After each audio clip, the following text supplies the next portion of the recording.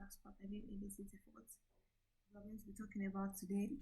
And to start with, we are going to talk about introduction to user research. What is user research? User research is the process of understanding user needs, behaviors, problems. From the word research, um, You bastard.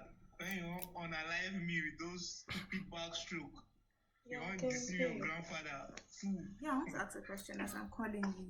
So from the word research, the two words user and research, what do you think? Aside us here, what do you think user research is? How do you understand it? I think is when a user is trying to find out something. Right? I don't know.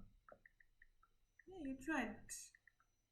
But in this case, you're the one trying to find out something from the user, not the user trying to find out something. But you're the one making the research. That's what user research is.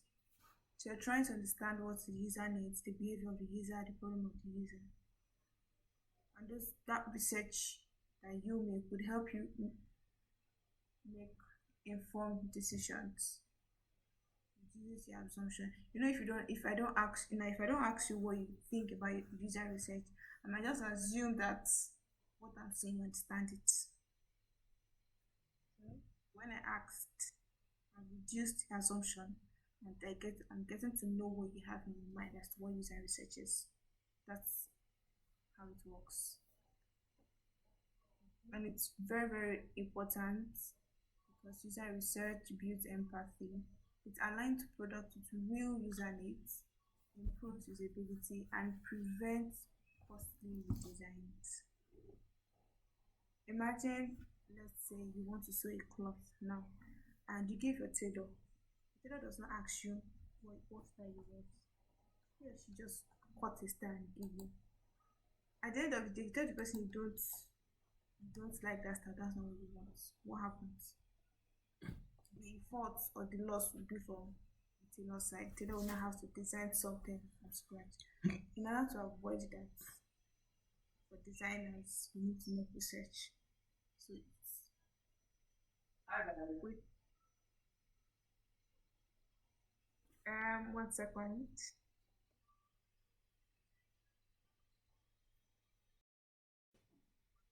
Yes, I can hear you.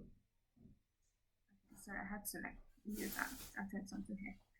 So with the stuff, I was explaining why user research matters, and I used the example tailor designing something without asking what the user wants or what the customer wants. So in order for we designers to avoid that, we need to do research.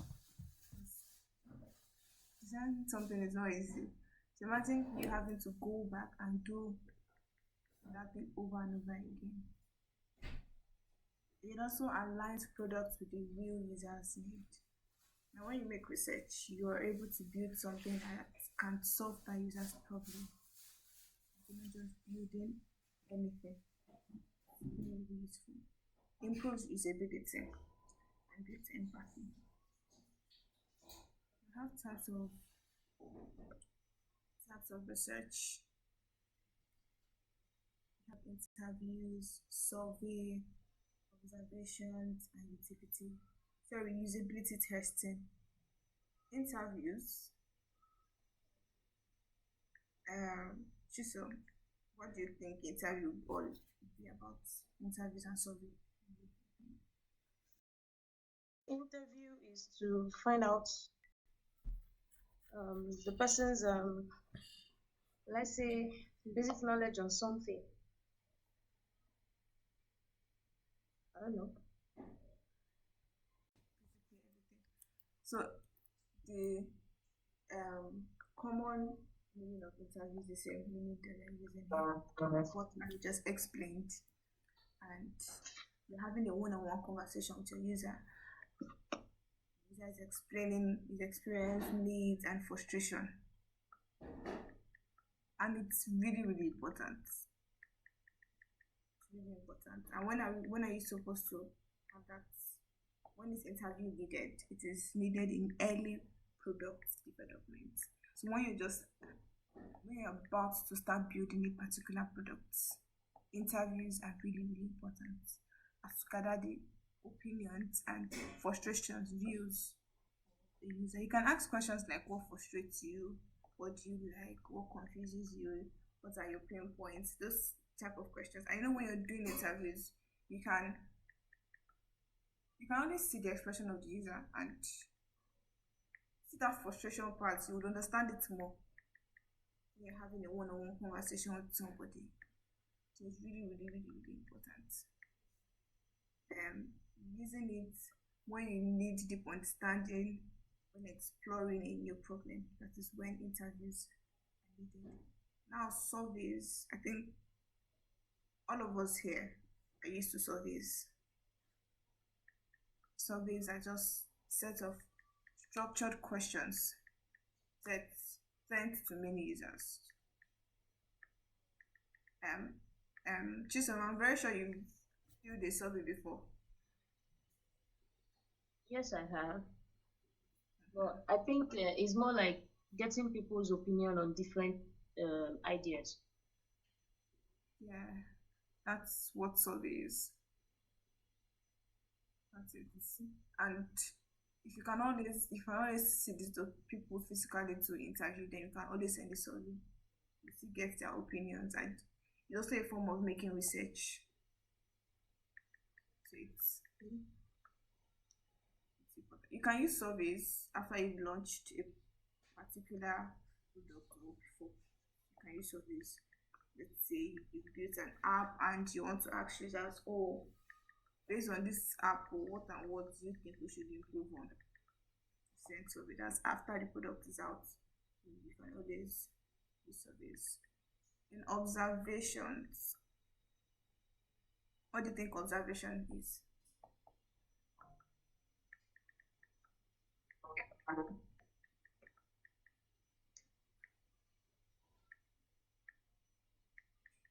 Jason, what do you think observation is? Mario.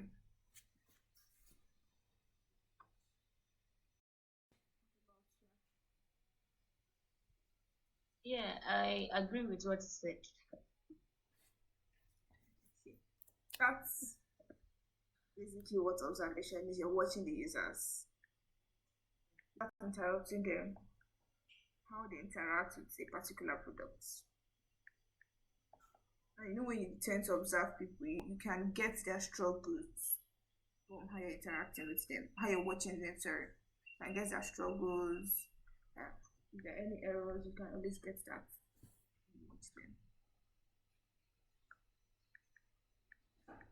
And it is very, very useful because people don't always grab their problems correctly.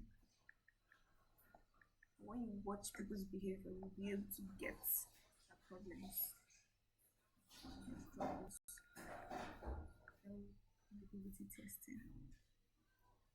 It's similar to observation. It's like, do you have any idea what that can be? Does anyone have any idea?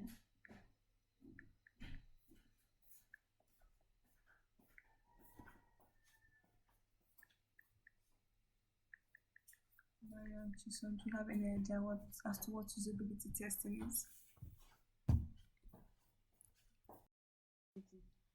Well, I think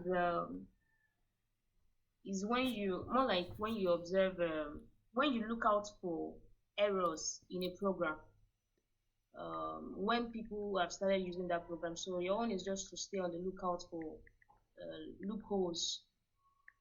So that's just how I can put it. Okay, Mario, any ideas for usability testing is? Okay, so both of you are correct. Just for usability testing, you're like giving users a task. So So for today now you're going to navigate to social and so button, how does it work?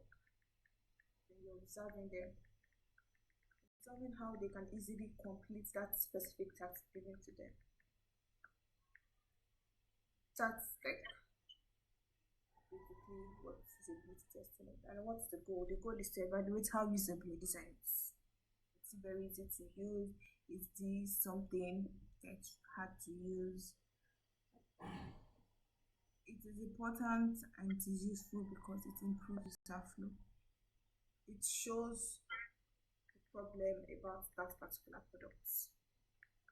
Like Mario said, it validates your design decisions. Oh, what you're trying to solve, were you able to do it? Those kind of questions. It validates it.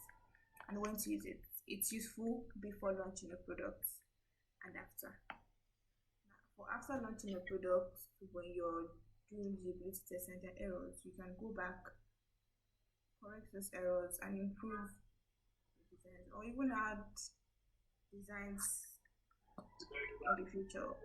Add buttons or things that can be useful features later on.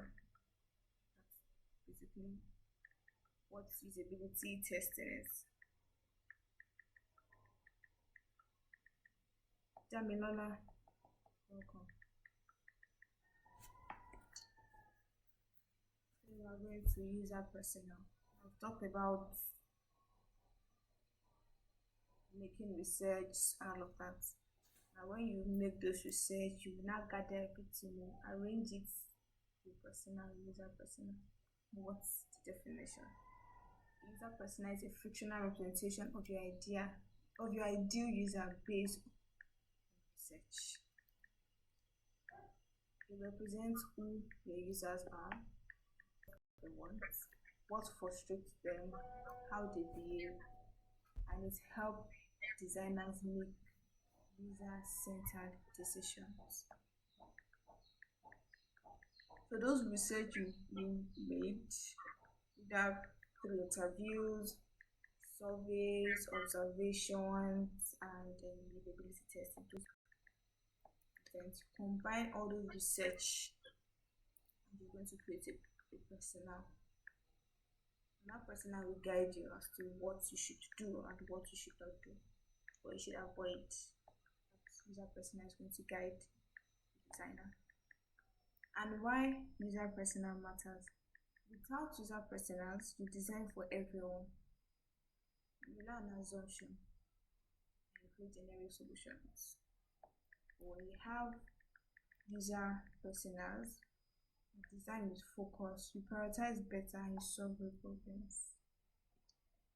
You don't just, this mic is unmuted.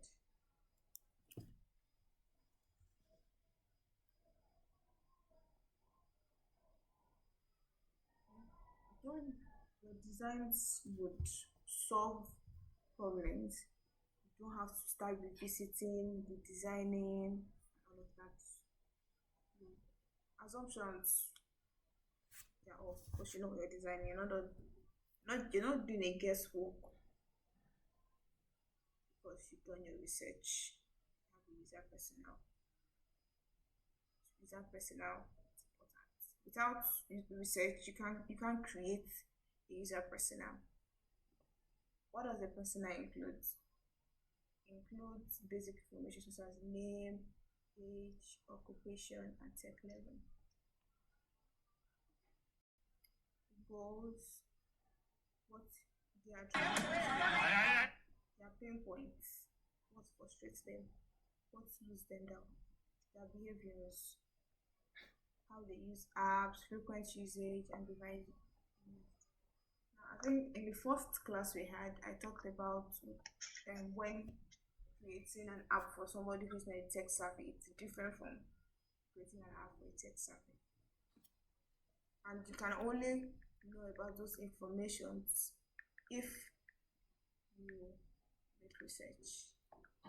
When you make research, you can gather this basic information about your users. The user personnel does not have to be very, very plenty, or it should be like a reasonable amount. So you can design something that's really good. Now, this is like an example of what user persona is. Now we have David. David is 29 years old. His occupation is sales executive. At tech level, he's comfortable with smartphones. Now, what are David's goals when it comes to booking an app for a ride? He wants to be able to book rides quickly, track the driver easily, and avoid delays. His pain points include slow loading apps, too many booking steps, and hidden pricing. Now, since he said he wants to be able to book rides easily and avoid too many booking steps when designing, you would have to make sure that your booking steps are minimal. You don't have a lot of steps. Your booking, the buttons for booking rides are clear. You don't have to be very, very large. I wrote large, but be something that looks okay. So that David can be able to easily see the button and book his ride quickly. Then the pricing that I said David said is hidden. Now when you're designing, you make sure that your pricing are also clear. They are not hidden. Let David be able to see it. If you don't ask David his pain points, you will not be able to create an app that would solve his problem. But because we've asked David what and what he wants, what his pain points are, we are able to create something that can solve his problem. So this user persona is going to guide we the designers into creating designs.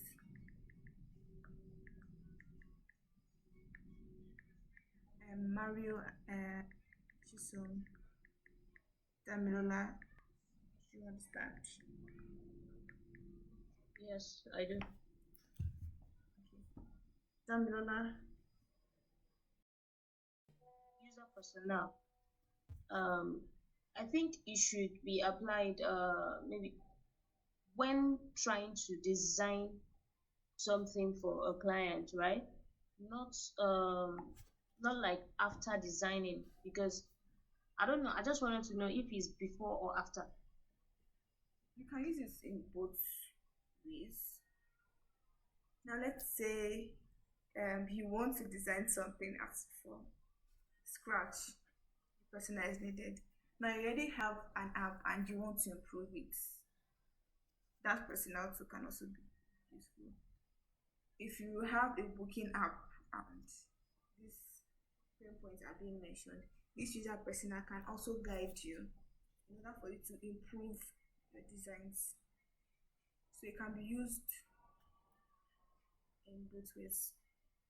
But it is very, very important before you start building any products.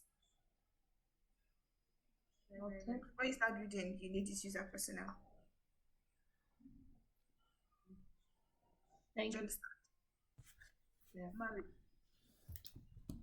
before you create your questions, in fact, before you start building a product, you've seen a problem. That's one step. Now you saw the problem, you want to solve it. Based on that problem you've seen, you try to come up with a question that tallies with the goal you're trying to solve. I don't know if I'm explaining it properly in a way that you understand. Yeah, yeah. Mario, Yes. so they're not just random questions. They are questions. The questions you are bringing up or you are putting in any form has to be questions that solves what you're having. You cannot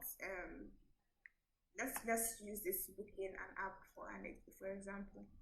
Now your goal is you want to build, but you don't know what and what is inside.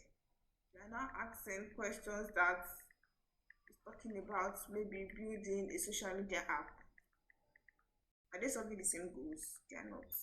So based on what the goal you want to solve or the problem you want to solve, you come up with questions. Just make sure your questions are aligned with your goal. Then you'll be able to understand or do something that everybody can use. Do you understand?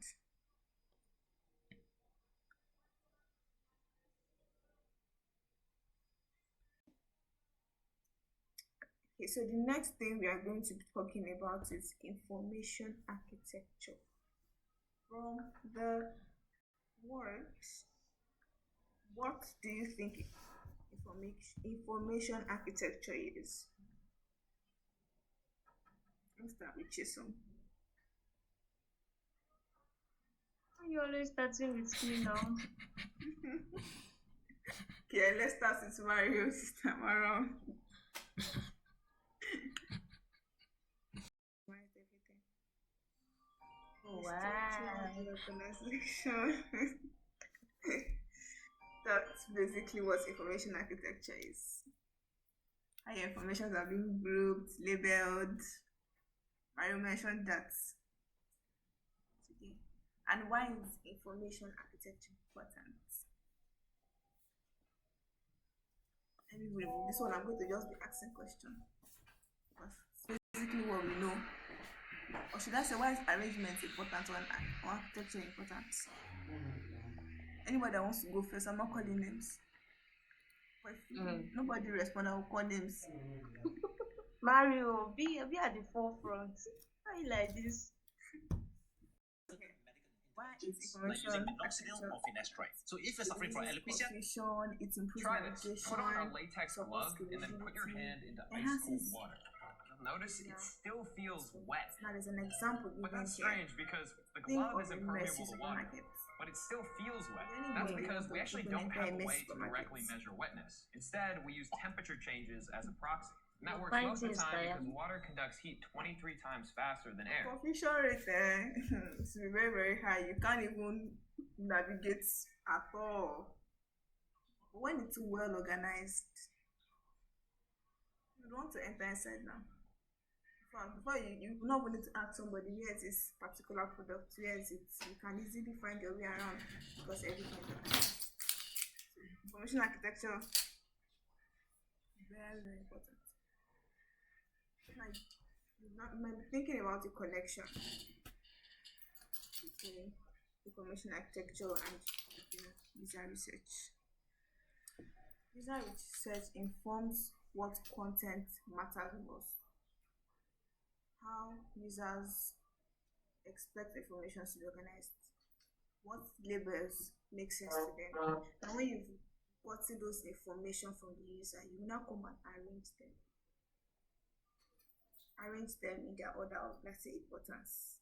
And when you arrange those information you've gotten, you'll be able to create something that makes sense.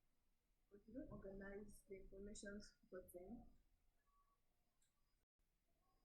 you would not be able to create something good. But you create something that will cause confusion to your users.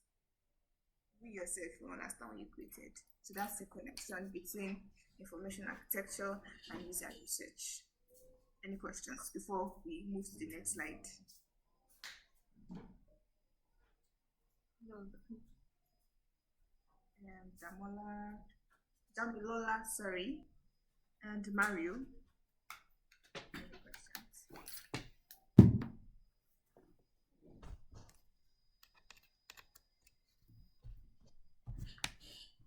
Uncle Mario, these designs that can guide you in case you are in school. Tailor, for an example, before Tailor will sew anything for you, he will bring out some things and show you, like a sketch, a rough sketch as to what they will do. So, same way the designers work, you have same structure when it comes to making designs. So you're going to sketch it. Now, if the sketch is finished and you are seeing that, oh, this particular sketch you're making, it doesn't look normal. You compare it with other apps. You compare it.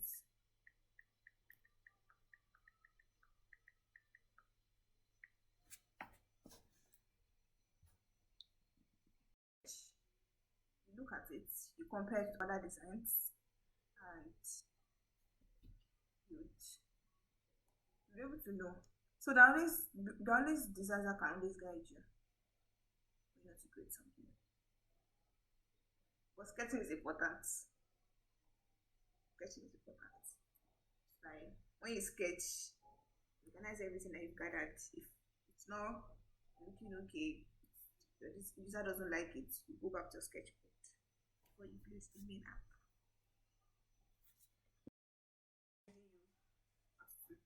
What you actually want to build. So that wireframe, if that wireframe design is not looking okay, you can't move on to the actual design itself. Now you don't understand. But before we make designs, like I said, we need to understand the theory part of it before we start practical. So by the time you have idea about the theory part, when we start the practical, you would understand it very well.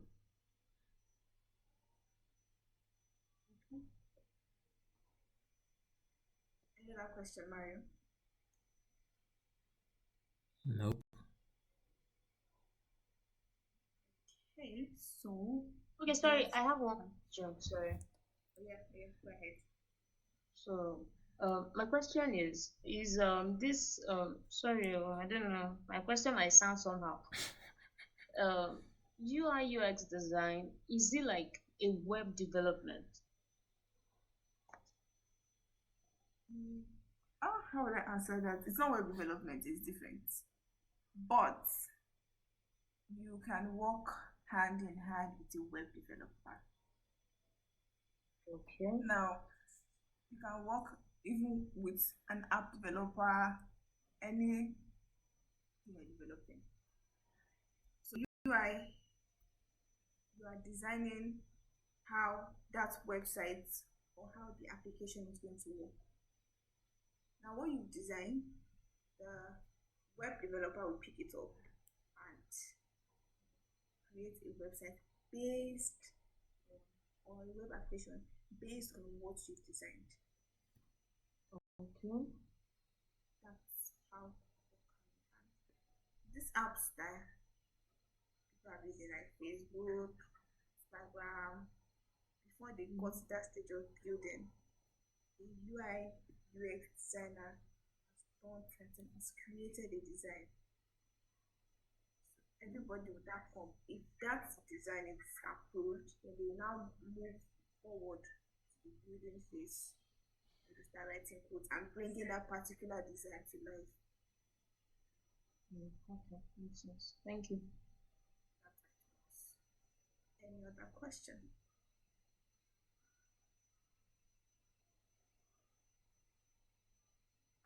Nope. Solomon, good afternoon. You cannot design a good structure without understanding. No, the slides have not changed. It's still the same. What is information architecture Yes, page? the last line, the key, yes. Okay, okay.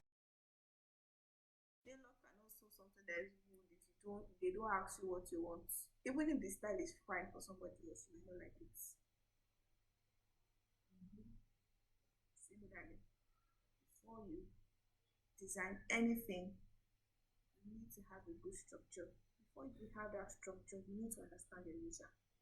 So if you don't understand the user, you can move on to the structure phase. So each step, very, very important. Don't want to skip any step.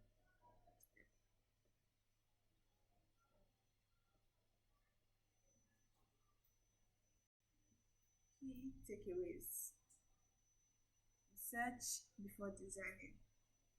Structure your content. Clear organization improves usability. The IA here is information architecture. It's the backbone for user experience. For these steps, you cannot skip one. If you skip one, There's going to be problem. Oh. There's going to be big problem. So these steps are very, very, very, very important. Now, I have an assignment or exercise for everybody. And if we are more, would have just made a group activity, but since it's has two people here, it's going to be an individual thing. You can choose any products, anything, either Instagram, Snapchat, WhatsApp. Choose list their main features of the app, organize them into the logical menu structure, organize those important main features. Come and share down to see how you structured them. That's the assignment. Let's see what happened.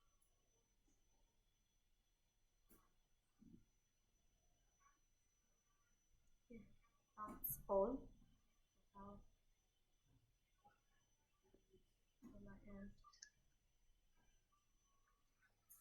Let me show you an example of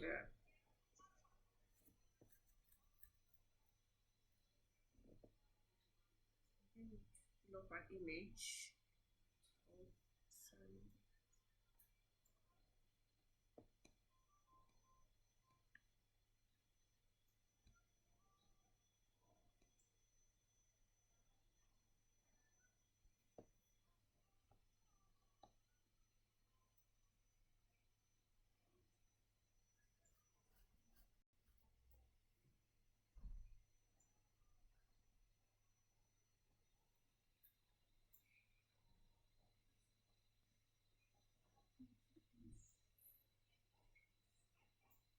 It's an example of the structure. Yes. That's basically. So pick any app. Any app. It does not have to be a popular app.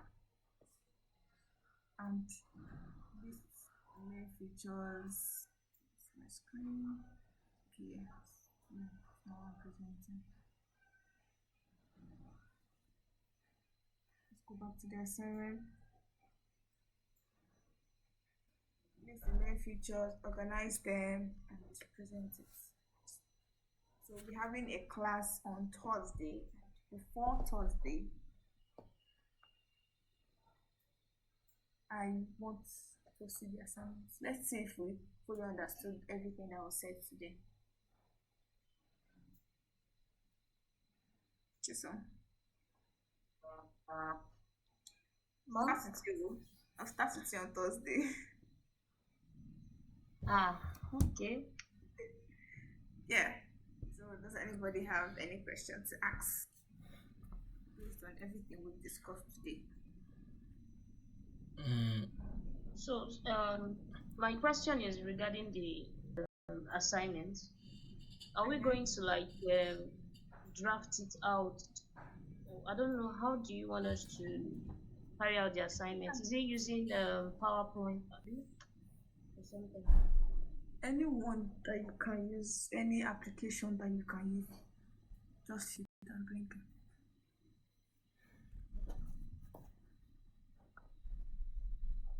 Anyhow you can do it. Just arrange it. Not arrange it in form of text. Just use a picture illustration to arrange it. Anyone you're comfortable with. I just want to see the arrangements.